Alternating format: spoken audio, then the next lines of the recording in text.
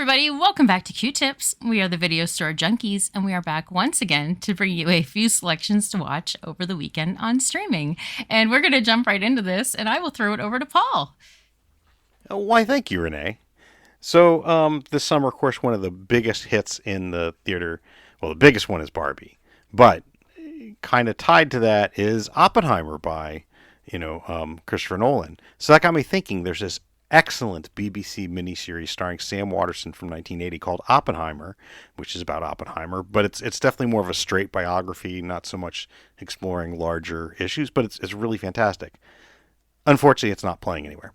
So I got to think, another excellent film that covers the same era from 1989, Fat Man and Little Boy. Oh, that not streaming anywhere. But I took a look, and do you know who plays Oppenheimer in Fat Man and Little Boy? Dwight Schultz. And now, which is really weird because Dwight Schultz, most people, depending on your age, will either remember him as Murdoch in the A-Team or Barkley in Next Generation. You know, these more kind of weirder comedic characters. Of course, my kids will remember him from my first pick, which is Chowder. It's it's an animated, it's a cartoon series from 2007 to 2010. It's currently playing on Hulu, created by C.H. Greenblatt. And Dwight Schultz actually doesn't play Chowder. He plays Mung Dahl. Mung, who's a chef, and Chowder is his apprentice. And they're in Marzipan City, and everybody's named after food. Truffle, Schnitzel. Schnitzel, who only goes rada rada rada. That's the way he talks. It's this cute, bizarre, fun. It's definitely a kids' one, but there's enough weirdness to it that if you're a fan of weird animation, it'll still grab you. It's still enjoyable.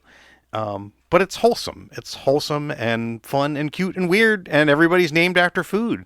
And so that's Chowder by C.H. Greenblatt on Hulu. And speaking of someone named after food, I'll pass this over to Zach. It's me. My real name is Hot Dog. Most people don't know that. But Zachary is my nickname. I was going to say it's Zacchini, but that's, yeah. Okay, sure. Okay, well, so my recommendations this week are going to be following a theme, and that theme is remembering a wonderful director who just passed away I guess a day ago as of this recording, but it'll be a few days ago by the time you listen to this. But I am, of course, talking about William Friedkin, who directed a lot of classic films. Unfortunately, most of them are not streaming. However, I did find a couple of picks that are kind of either by him or tangential to him. And my first pick is actually one that we've mentioned before, and I believe Paul recommended this one a while back. But this is one of his lesser-known films. It is 2006 Bug, and it's kind of hard to say too much about this movie without giving anything away. But it's got Ashley Judd and Michael Shannon, and it's kind of a it's not a one-location film, but it's almost one location. They are in a hotel room, and they think that there's something going on, and I don't want to give away anything else because, this movie actually did horribly. It was very weirdly marketed, and I don't really hear many people other than Paul talking about this movie. But again, you got Ashley Judd and Michael Shannon, and in what's almost a two-person film. So, I mean, you can't go wrong there. And William Friedkin, this was kind of the end of his career. I mean, I think he made a couple of movies, maybe one or two movies after this.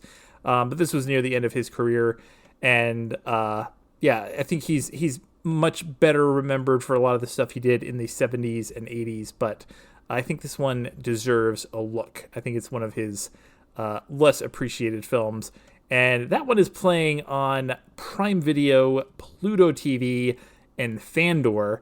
And speaking of, I don't really have a great segue. Because I gotta pass it to Renee, and all the segues I could think of were mean, and I don't do mean segues to Renee, so I'll just pass it to Renee. Well, thank you so much. Yes, Bill is not here today, and unfortunately, because I think he would be interested in my next recommendation. So I'm going to do something that I've only done once before, And this is a movie that I have not watched yet, but I'm going to watch it this weekend.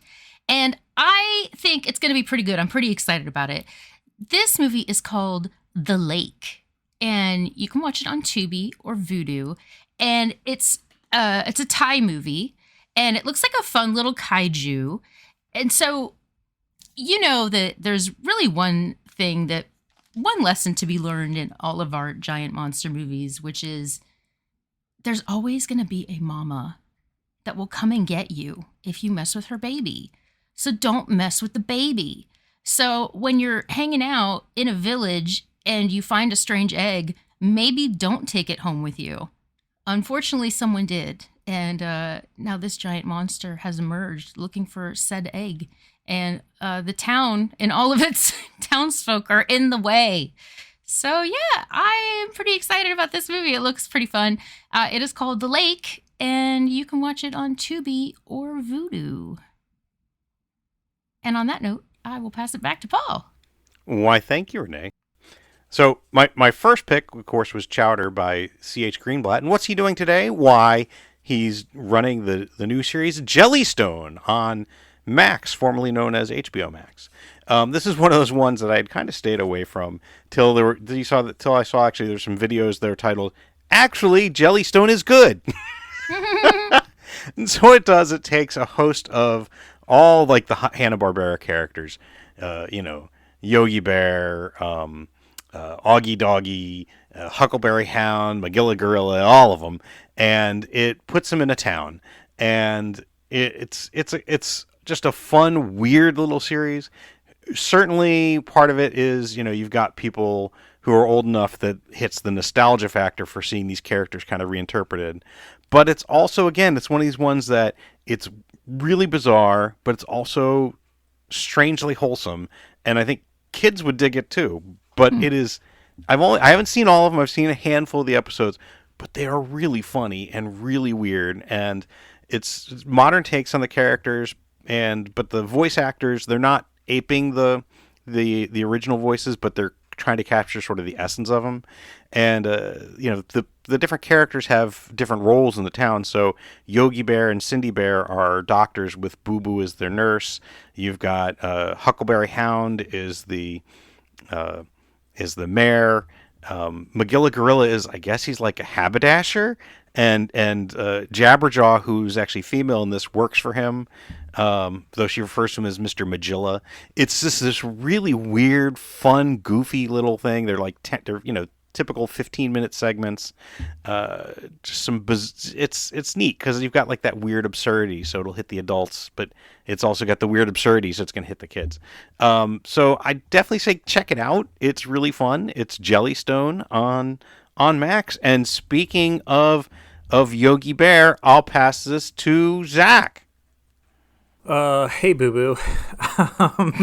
So, my second recommendation this week is kind of more tangential to William Friedkin. So, if you're not familiar with his name, he directed one of the best and most well-known horror films of all time. Of course, talking about The Exorcist. But because streaming is so shit these days, The Exorcist and actually a lot of his other movies are not streaming anywhere at all. So, however, most people have seen The Exorcist, so I don't know if I need to recommend it. But maybe you skip the sequels, and yeah, maybe you skip the second one because it's just not a great movie. Kind of worth watching. But my recommendation this week is actually maybe you skipped all the sequels, and if you did, you missed actually a really, really strong horror film all on its own. And I'm, of course, talking about The Exorcist 3. This came out, I believe it was like 17 years after, or 19 years, something like that, after the original. Interestingly enough, actually directed by William Peter Blatty, who wrote the books that the movies are based on. This one, obviously, it's The Exorcist 3. How good can it be? Now, I think a lot of people have rediscovered this film, so some of you listening already know what I'm talking about, but a lot of people, I think, have skipped this one, and it is a really, really incredible film. It's a bit of a mystery, a bit of a supernatural investigation. It's got George C. Scott in it. I mean, you can't go wrong there. But it's also got Brad Dourif in it.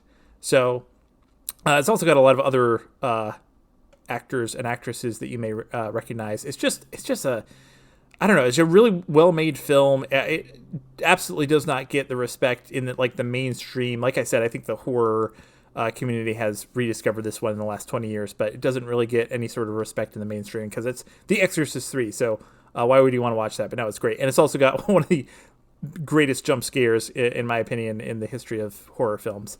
You bet. Yeah. Yeah, The Exorcist 3. It's available tons of places. Hulu, Peacock, Tubi, Redbox, Crackle, Shudder, Pluto TV, Shout TV, Plex, Freevee, and Popcorn Flicks. I think I got all of them there. Speaking of underrated sequels, I will pass this over to Renee. It's actually the third Renee, and people just don't give her the respect that she deserves, in my opinion. It's very true. It's very true. It's actually her. For people who don't know, her name is Renee, and the E is a 3. So yeah, yeah, it's like that movie Megan. Exactly. Inspired by, yeah. Inspired by your life. Yeah. So speaking of things that don't get the respect that they deserve, it's the Asylum Movie Channel. You know, they kick out some just amazing ideas. Honestly, I think we should just really appreciate the fact that they're getting it done. Like, it is really, I think, an accomplishment just to complete a project, period. I don't care what the project is, just to start and finish a project.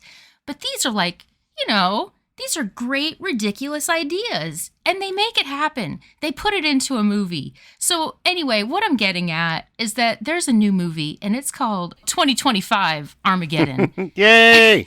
Yeah, it's about a mutant alien race, or a militant alien race, rather.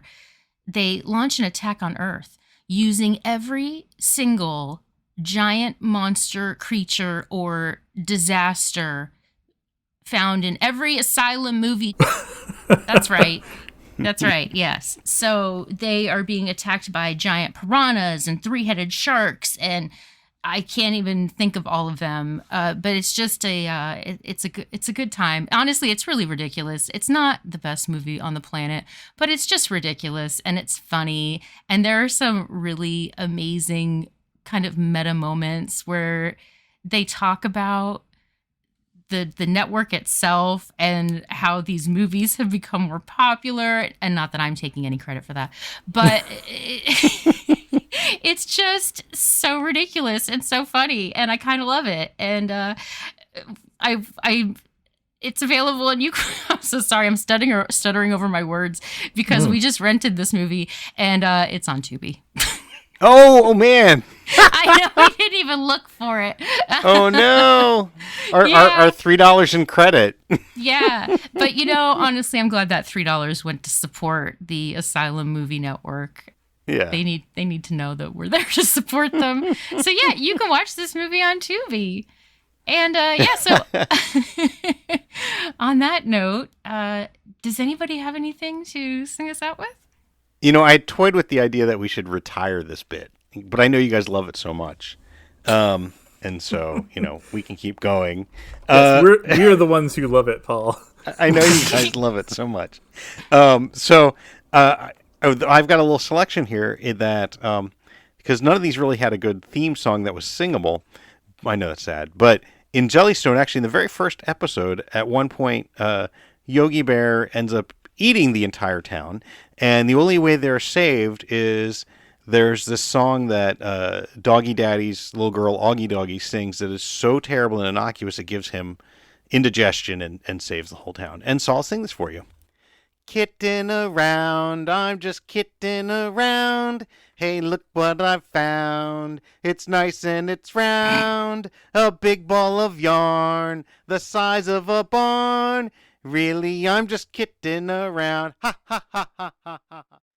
For the weekend of August 11th, Paul recommended Chowder on Hulu and Jellystone on Max. I recommended The Lake on Tubi and Vudu and 2025 Armageddon on Tubi. Zachary recommended Bug on Prime Video, Pluto TV, and Fandor, and The Exorcist 3 on Hulu, Tubi, Shudder, Peacock, and Pluto TV. That's the most I could get out of it because they kept interrupting it. So I'm sorry, that's all I got for you. Aw, sounds adorable. See, it's cute because she's a little dog singing about a little cat. They have to actually point that out too. Aw. Yeah, it's a fun series.